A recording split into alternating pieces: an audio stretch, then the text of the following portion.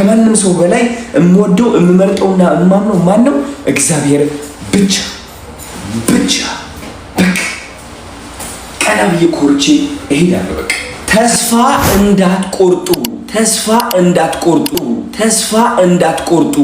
ሰይጣን ተስፋ ሊያስቆርጣችሁ ይፈልጋል። ለምን? ለትልቅ ደረጃ ስለምትፈልጉ፣ እግዚአብሔር ስለሚወዳችሁ፣ እግዚአብሔር ስለመረጣችሁ። የተመረጠ ሰው ሁሌም ፈተና ይበዛበታል። ጥሩ ሰው ሁሌም ፈተና ይበዛበታል። ውስጡ ላይ ንጽህና ያለው ሰው ሁሌም እውነት ስቃይ ይበዛበታል። አውቀዋለሁ፣ እረዳዋለሁ። አትፍሩ። ካሁን በኋላ እወቁት። ሰይጣንን ተስፋ ሊያስቆርጣችሁ ቢሞክርም ተስፋ ብትቆርጡም እግዚአብሔር ግን ካጠገባችሁ አለ፣ ከኋላችሁ አለ፣ ከፊታችሁ አለ፣ ከጎናችሁ አለ። እየመራችሁ ነው። እሱ ነው ወደፊት እንድትሉ እያደረጋችሁ ያለው። እውነቴን ነው የምላችሁ። የእናንተ የህይወታችሁ መሪ የያዛችሁት እናንተ ይመስላችኋል። እግዚአብሔር ነው የያዛላችሁ፣ ማንም ሰው አይደለም። ተስፋ እንዳትቆርጡ። ሁሌም ታሸንፋላችሁ። ሁሌም ቀና ትላላችሁ። እግዚአብሔርን እኔ በጣም እግዚአብሔርን እወደዋለሁ። በጣም እግዚአብሔርን አከብረዋለሁ። በጣም እገዛለታለሁ፣ አምነዋለሁ። ከምንም በላይ ከማንም ሰው በላይ እምወደው እምመርጠውና እማምነው ማን ነው? እግዚአብሔር ብቻ ብቻ። በቃ ቀና ብዬ ኮርቼ እሄዳለሁ። በቃ ሳልፈራ ሳልስስት እሰጣለሁ። ለምን? እግዚአብሔር አለልኛ ሁሌ። እግዚአብሔር አለልኝ ሁሌ።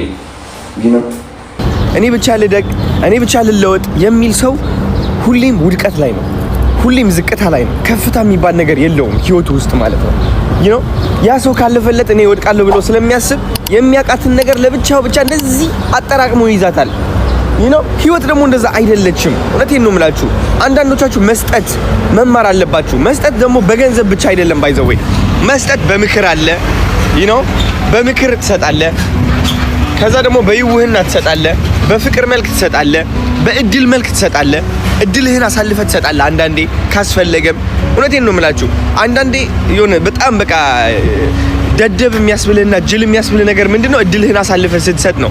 ግን ደግሞ ያ እድል ያንተ እንዳልሆነ ካወቅ ወይም ደግሞ ካንተ በላይ ያ ሰው እንደሚገባው እግዚአብሔር እየነገረህ እያለ አውቀህ የዛ ሰው እድል የምታኮላሽበት ከሆነ አንተ ላይክ የሆነ ፍርሃት ላይ ነህ ማለት ነው። ጎዶልነት ላይ ነህ ማለት ነው። አያልፍልኝም ላይ ነህ ማለት ነው።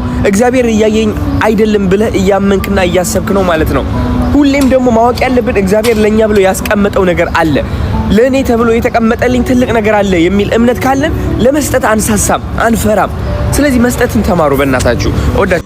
አይኖ አሁን ስኬታማ መሆን ትፈልጋለህ። አይኖ ያ ሁሉ ያለምከውና የፈለግከው ነገር አሁን እውን እንዲሆንልህ ትፈልጋለህ።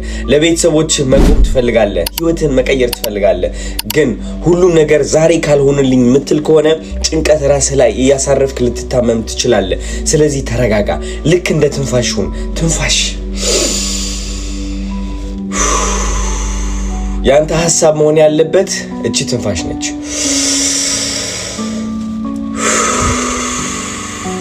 ተራመድ ብቻ። የመጀመሪያ እርምጃህን ውሰድ። አሁን ምን ማድረግ አለብኝ የሚለው ብቻ አይምሮ ውስጥ ይኑር። ሁሉም እርምጃ ባንዴ መራመድ ከፈለግ ወንድም አለም ጭንቀት ራስ ላይ ታሳርፋለህ። ይህ ደግሞ ራስን እንድታጣ ያደርጋል። በርታልኝ፣ አይዞህ። we got this። ሁላችንም እያለፍንበት ያለው ነገር ነው። እባክህ ስለምናስመስል ነው። እወድሃለሁ። ቻው።